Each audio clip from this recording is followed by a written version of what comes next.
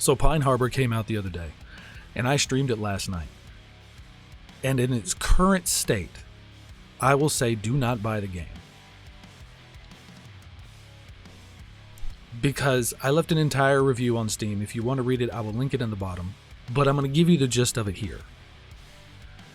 There's all these horror games that I'm looking forward to coming out on Steam. There's Autopsy Simulator, Luto, Unfollow, Follow, Bedtime Horror Stories.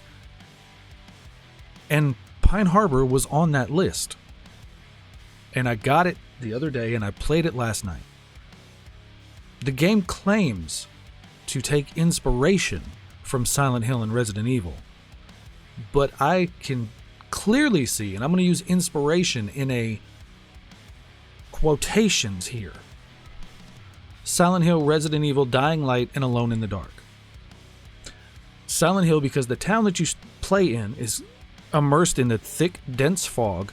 It is a small town setting.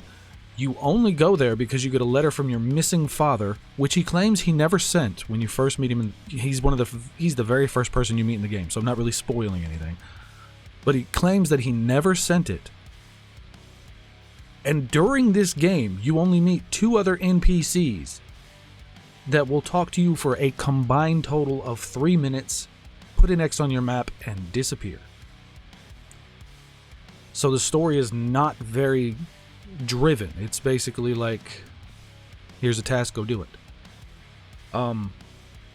Resident Evil inspiration, easily. Resident Evil 7 and 8, the combat. The combat is very Resident Evil 7 and 8. The first person, blunt weapons and guns, can totally pick up on that, especially with 7. Because, even the house that you try to defend yourself in kind of reminds you of the Baker house in a small sense. Dying Light. The game encourages you. It doesn't say that you can't, but it encourages you not to go out after dark. If you go out after dark, you are hoarded by the enemies that are out there. I don't know if there's actual stronger enemies that show up at night, but I know there is a bunch that come out after you. In contrast to the daytime. In the daytime, you might see like 2 or 3 in one area at max, but there were times at night when I was running and there was at least 20 behind me, maybe more.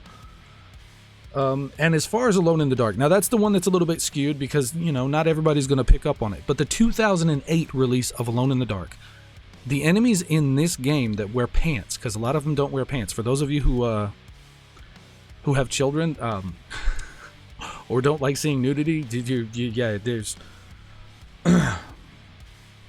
there's nudity in this game. It's grotesquely deformed, but you can still tell what it is. So bear in mind, there is nudity in this game.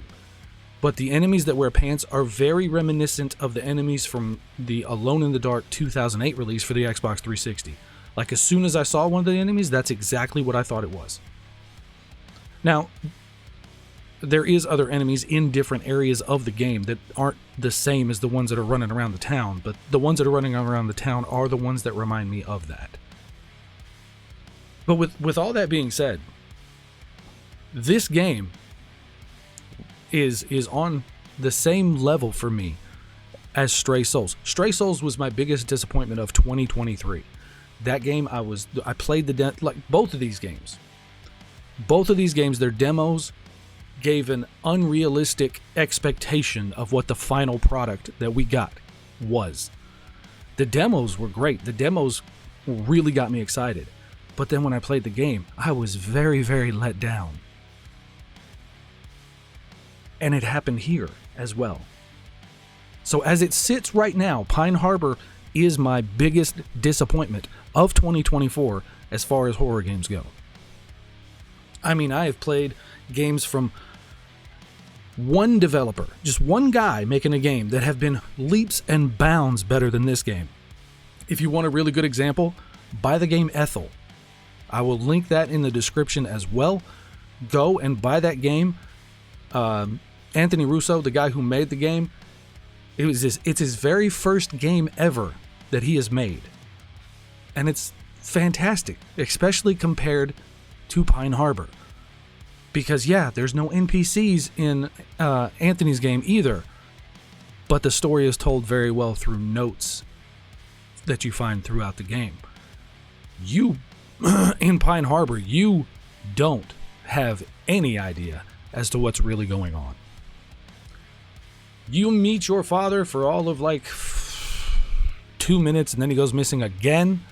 I'm not going to spoil anything else because, you know, if you're going to play it, you're going to play it and you're going to find out what happens at the end of chapter 1, which also is another thing. The game never said that, hey, this game's going to be an episodic game. The $12.99 that you're going to pay for the game is only going to be the first chapter. I don't know if the other chapters are going to release as updates for the people that have already bought the game, or if we're going to have to pay for every single chapter that comes out. That wasn't expressed.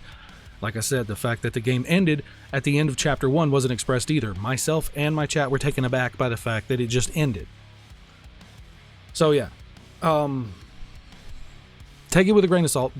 You can play the game if you want. I will leave the link in the description for Pine Harbor, but I will also leave the link for Ethel, just so you can get a comparison as to what a difference they can be. But if you like the video, hit the like button for me.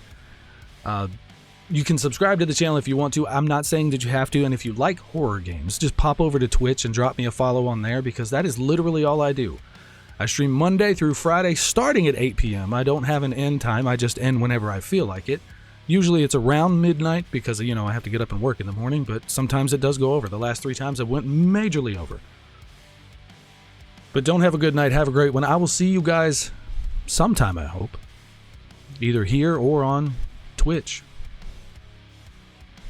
Have a good one.